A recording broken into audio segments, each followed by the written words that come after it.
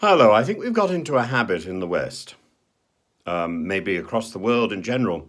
It's a business habit of thinking that a meeting is going to solve problems. A meeting never solves problems. A meeting then has to be acted upon. And we've got into a habit of sound biting our way through life. And sound bites can be very dangerous. And during the Second World War, we certainly understood this. Careless words cost lives. And garrulity is something that we need to be mindful of and guard against. And I'm afraid, a good example of that is the American statement the other day that our objective is to make Russia weak. What a stupid thing to say. Imagine how that can be broadcast as it is across Russian television, and how that plays into the scenario that Mr. Putin has devised, which suggests that NATO is the aggressor. We have to be very much aware that that is the scenario that Putin is playing to his own people, and if we think that his own people are going to rise up and remove Mr. Putin when he is feeding them with information which makes it quite clear that his scenario looks credible, and we have contributed to that, then we are simply unbelievably stupid. We need to be careful about what we say. Our ministers particularly need to be careful about what we say and what we give away. And the last time that Liz Truss spoke out at the beginning of this campaign, before she was silenced and backroomed by Boris, she had Putin threatening a nuclear attack. And she could stand up and say, this is outrageous, blah, blah, blah, blah, blah, blah, blah. Of course it's outrageous, but that's how Mr. Putin behaves. So if we give Mr. Putin the ammunition, then Mr. Putin will use it. So we have to make sure we don't give Mr. Putin the ammunition. And extraordinarily, there she is again, yesterday, talking about arming Ukraine with warplanes. We don't talk, we do. We don't have a discussion in a meeting, we actually act. And we don't need to act with lots of words. I'm afraid part of the problem is that these very weak ministers that we've got, particularly in Britain, are desperate to claim authorship of any success. Well, that's not the priority. The priority is to help Ukraine. I've met Ukrainian soldiers. I know how much they rely on our support, both morally and literally. How they need the weapons that we're supplying them. How they need our goodwill. And how they need to know that we are there for them. They don't need words. They just need that reassurance, and they need to have the weapons in their hands. It's not the place of Liz Truss to be constantly briefing the newspapers about what she intends to do.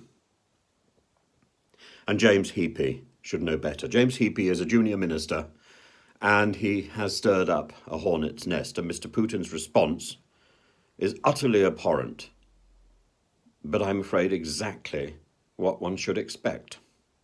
Mr. Putin has been waiting for that soundbite from James Heappey. What a stupid thing to say about taking the campaign into Russian territory. Of course that's the right thing to do, but it's not the right thing to say. I do not understand why our ministers are so hell-bent on goading and poking a very dangerous and demonstrably disturbed Russian bear. It borders on stupidity. I understand that Liz Truss finds it hard to master a brief, but I expected more of James Heappey, who is a junior minister in the Ministry of Defence. That ministry controlled by Ben Wallace. Can he not control his own people? We should certainly be providing support, but equally we should be clearly de-escalating the crisis. As for Truss's statement, well, the reality is evident. In the past, we sent spare parts. Spare parts? Of course we should be sending planes But proclaiming that fact from the rooftops, that is insanity. Now, James Heappey is not error-free. He's jumped to conclusions before, and it's clear that he likes the spotlight. He claimed that a soldier had committed suicide because of the US withdrawal from Afghanistan. It was inaccurate, and it turned out that he based his comments on a Sky News report, not on his own briefing. I don't understand this. This is a man who had served in Afghanistan himself, and I'd expect more caution from somebody who had been in the armed forces. He was said then to have misspoken, and he's clearly misspoken again, or spoken out of turn. It suggests that no matter how much we may praise Ben Wallace, he cannot control his own team. It's all about garrulity and about people being casual with words. Liz Truss's words the other day drew a response from Sergei Lavrov again. Lavrov is now threatening that Russia will attack Western targets. Loose talk helps Russian propaganda. Loose talk can be aired on Russian television. Loose talk buttresses Mr. Putin's dreadful regime. Of course nobody is going to rise up to push Mr. Putin out of power if every day they are seeing on the news James Heappey, Liz Truss bad-mouthing Russia. Of course it can be spun. And more than that, things look even worse when they are in translation. I know. I was dubbed with the wrong words on Russian media. It only takes a small amount. Russian media is extraordinarily adept at turning things to its own advantage, so we shouldn't give them any room at all.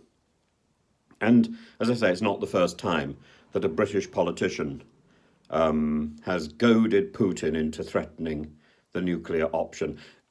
Of course, it's his aggression, his fault, but it's our failure to control our ministers. We need to be so much more careful, and we need to grow up. This is going to be a war that will go on, and we need to prepare for the day when we have to deal with Russia. We have to deal with Russia. So we want to make Russia weak. What a silly thing to say. We want to deal with Russia, but we want to deal with a Russia that is not controlled by Mr. Putin, or that is controlled by a weakened Putin. Not Russia we want to make weak, it's Putin we want to make weak. Silly words. Anyway, please do subscribe.